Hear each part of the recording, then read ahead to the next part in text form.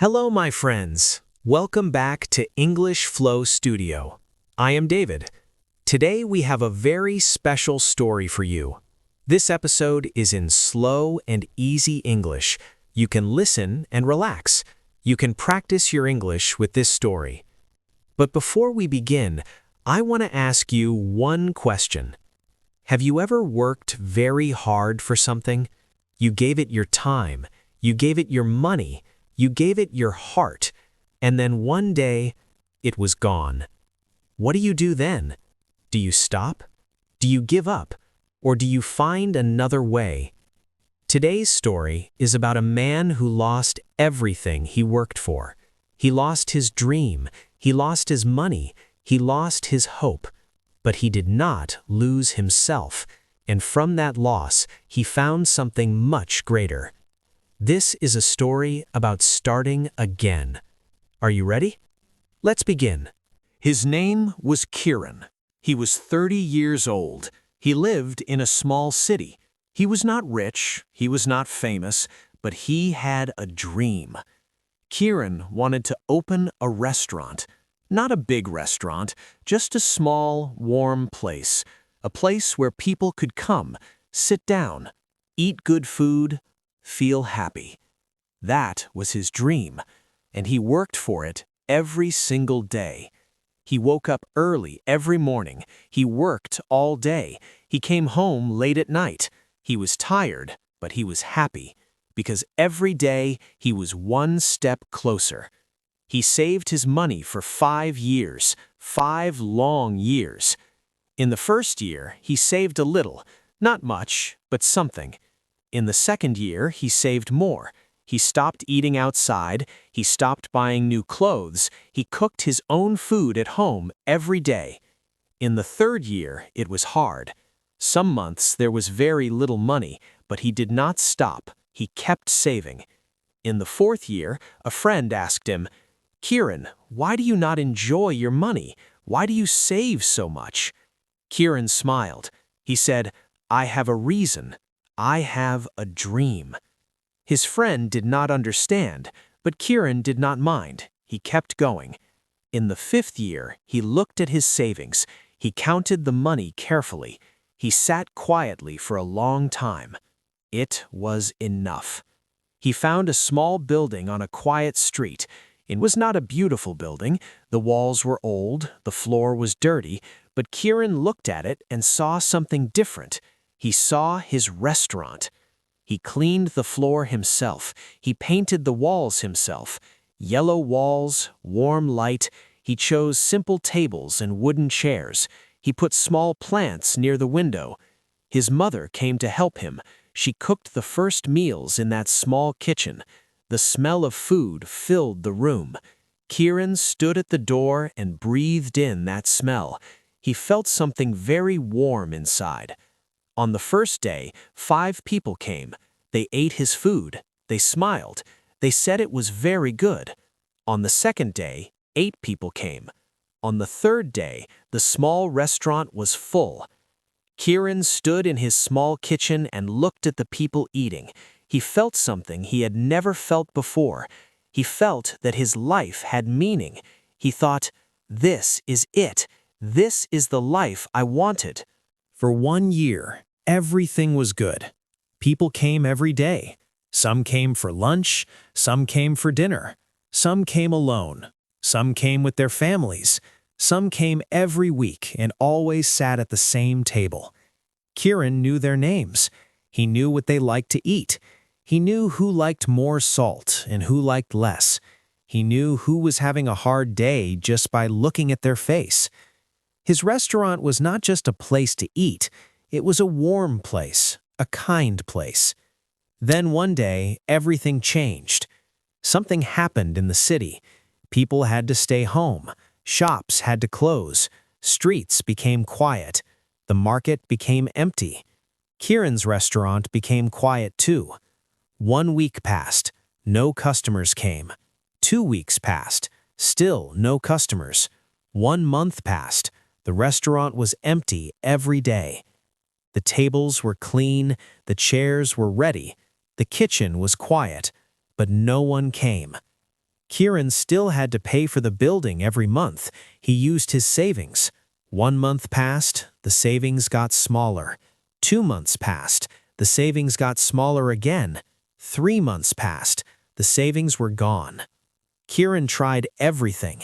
He tried selling food from home. He tried calling his regular customers. He tried making small boxes of food and sending them to people. But it was not enough. Nothing was enough. After 3 months, Kiran knew he could not continue. He stood at the door of his restaurant one last time. He looked at the yellow walls he had painted himself. He looked at the wooden chairs he had chosen himself. He looked at the small plants near the window.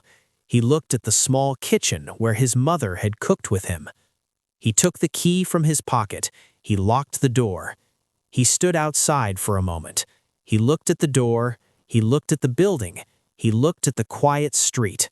Then he put the key in his bag and he walked home, slowly, alone. Now the word connected. To feel connected means to feel close to other people, to feel like you belong somewhere. Marcus felt empty because he wasn't connected to anyone. After the phone call, he felt connected again.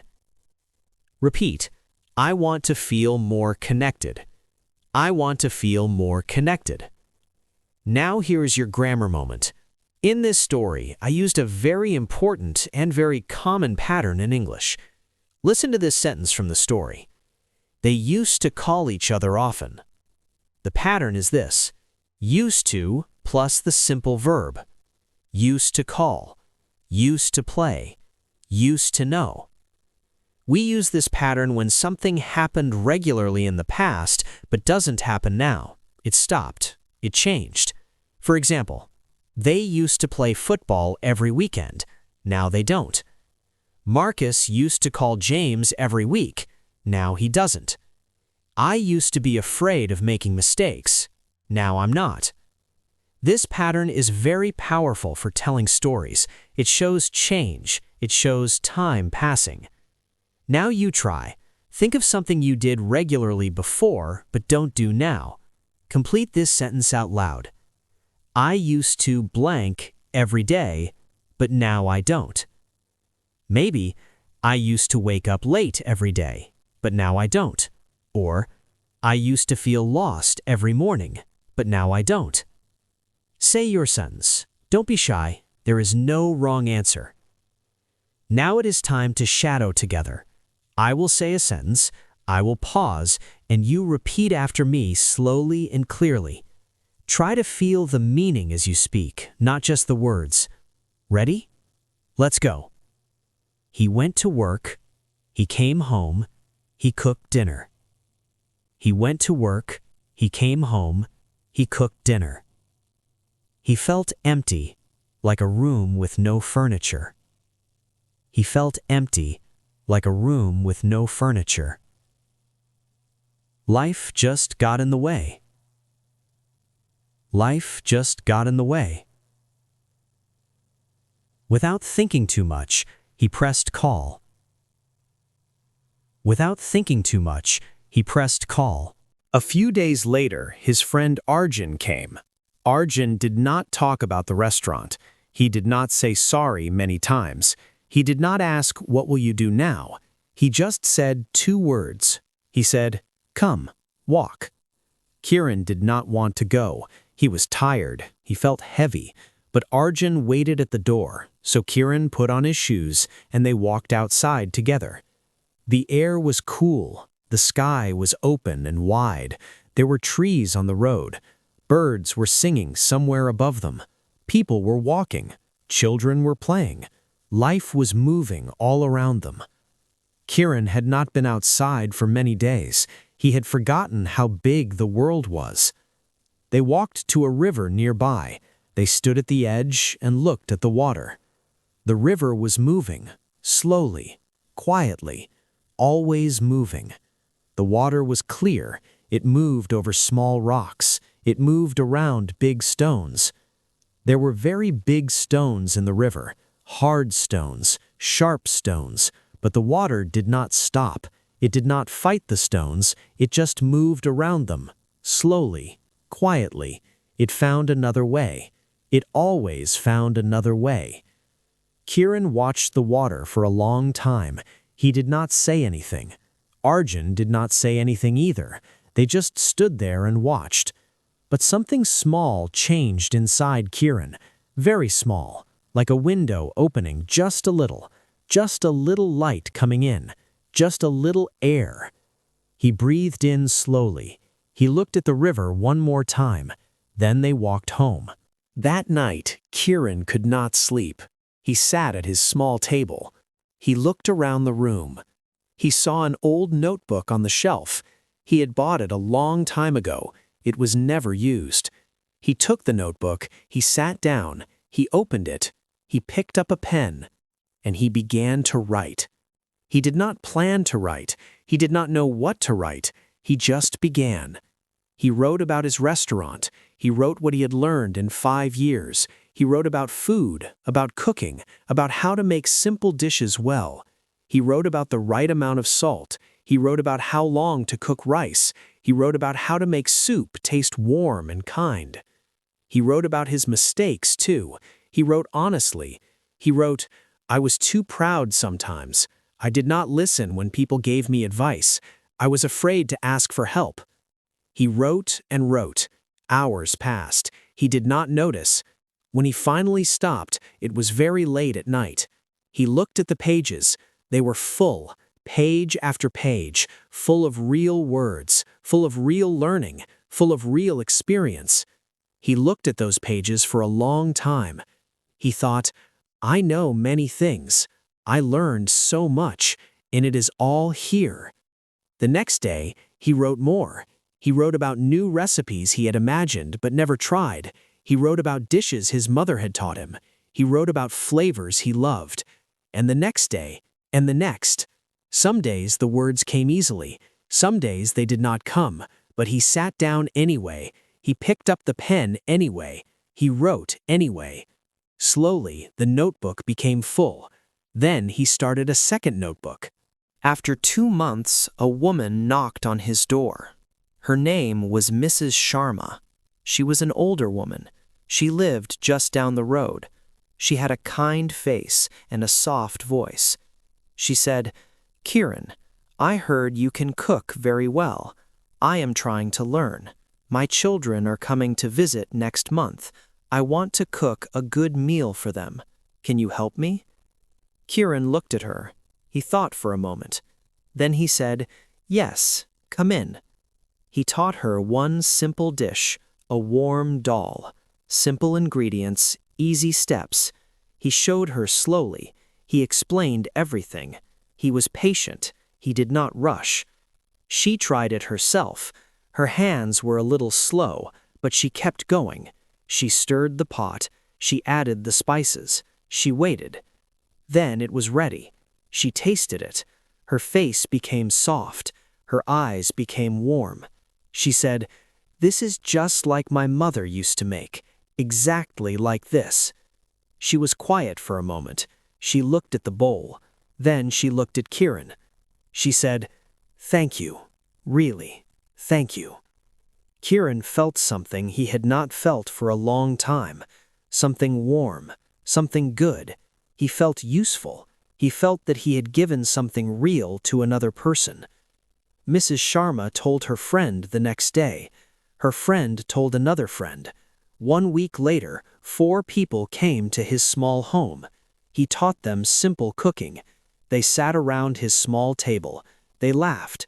They made mistakes. They tried again. They ate together. It was warm. It was real. It was good.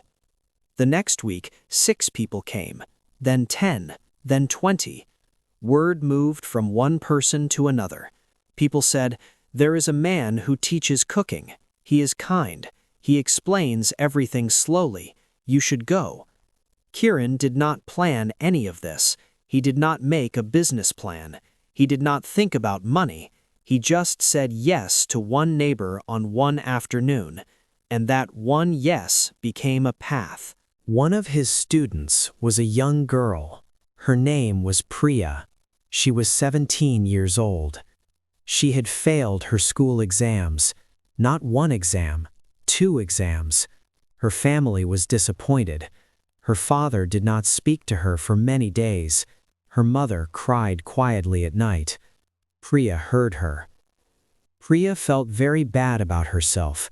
She thought, I am not good at anything. I am not smart. I am not useful. She stopped going outside. She stopped talking to her friends. She just sat at home and felt small. Her mother heard about Kiran's cooking class. She brought Priya one evening. Priya did not want to come. She sat in the corner of the room. She looked at the floor. She did not speak to anyone. Kiran saw her. He saw how she sat. He saw how she looked at the floor. He understood something without asking any questions. He did not go to her and say, "Hello, what is your name?" He did not try to make her smile. He did not say, "Don't worry, everything will be fine." He just walked over quietly. He put some vegetables on the table in front of her. Carrots, onions, a small knife. He said quietly, "Just cut these, nice and slow. Take your time." She looked at the vegetables. She picked up the knife. She started cutting. Her hands moved slowly. Her mind became quiet. The thoughts in her head about failing, about her father not speaking, about not being good enough, slowly became quieter and quieter and quieter. For 30 minutes, there was only the knife and the vegetables and the sound of cutting. Then the soup was ready. Kiran put a small bowl in front of her. She tasted it. She looked up slowly. She said, "I made this?" Kiran said, "Yes, you made this." She looked at the bowl for a long time. Something woke up inside her. Something very small, something very quiet, but real, something that had been sleeping for a long time. She came back the next week, and the next week, and the next. She learned how to make rice. She learned how to make simple curries. She learned to taste food and know what it needs. She learned to trust her hands. She learned to trust herself. 3 months later, Kiran watched Priya stand at the front of the room. A new student had come that evening. Priya was showing her how to make that same simple soup. Her voice was calm. Her hands were steady. She explained each step slowly and clearly. She was patient. She was kind. She was not the same girl who had looked at the floor. Kiran turned away so she would not see him smile. Some moments are too good to interrupt. Years passed. Kiran's cooking school grew slowly. It was never famous. It was never in the newspaper. It was never rich. But it was always full. Full of people who needed something. Some needed a skill. Some needed a friend. Some needed to feel good about themselves again. Some needed exactly what Priya had needed, a quiet place, a simple task, and someone who believed in them. One evening, a young man came to the class. His name was Rohan. He was 26 years old. He had worked at a company for 3 years. He had worked hard every day. He had been careful. He had been honest. He had done everything his boss asked. But one afternoon, his boss called him into a small room. The boss sat down. He looked at the table. He said, "Rohan, we do not need you anymore. You can go." That was all. Just those words. And then Rohan walked out of the office with a small box of his things. He went home. He sat in his room. He felt lost. He felt small. He felt like the ground under him had disappeared. A friend told him about Kiran's class. He came one evening. He sat quietly. He watched. He did not talk much. After the class, everyone was leaving. Rohan stayed. He sat across from Kiran. He looked at his hands. Then he looked up. He said, "I heard you lost your restaurant. How did you not give up?" Kiran was quiet for a moment. He looked at his own hands. He thought about that question.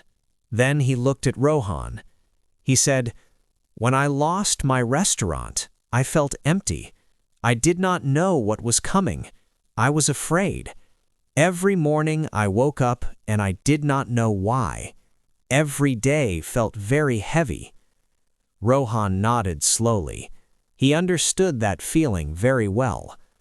Kiran said, "But I had one small thing I could do. I could write. I could cook. I could teach. So I did that one small thing. Just one. Not 2 things, not 10 things. Just one small thing." Rohan listened carefully. Kiran said, "And that one small thing became another small thing, and slowly a path appeared. I did not find the path by thinking about it. I did not find it by planning. I found the path by walking, one step, then another step. That is all." Rohan was quiet. Then he said, "So you did not know where you were going?" Kiran smiled. He said, "No, I did not know, but I kept walking, and slowly the path appeared in front of me." Rohan looked at the floor. He sat with those words for a long time. Then he looked up. Something in his eyes had changed. Something very small, something quiet, but real. He came back the next week. He learned to cook. He found something that made his hands feel useful. He found something that made his mind feel calm. He found his own one small thing. And from that one small thing, his path began to appear too. My friends, this is the story of Kiran. Life is not always easy. Life can take things away. Things you worked for, things you loved, things you planned for a long time. When that happens, it is normal to feel sad. It is normal to feel lost. It is okay to sit in a quiet room and feel heavy. That is part of life. That is part of being human. But inside every hard time, there is one small thing you can do. Maybe it is very small. Maybe it feels not important. Do it anyway. Just one small step, then another small step. Kiran lost his restaurant, but he found Priya. He found Rohan. He found a life full of people who needed him. He found his meaning. And maybe that was always the right path for him. So I want to ask you one question before we finish. What is the one small thing you can do today? Not tomorrow, today. Maybe it is very small. Do it anyway, because that is how every path begins. Thank you, my friends. Today you listened to a full English story. You followed every word, every sentence, every feeling. That is real English practice, and I am very proud of you. If this story helped you, please share it with one friend who is learning English. It will help them, and it will help our channel too. I will see you in the next episode. Keep going, keep learning, and remember, one small step is always enough. Goodbye for now.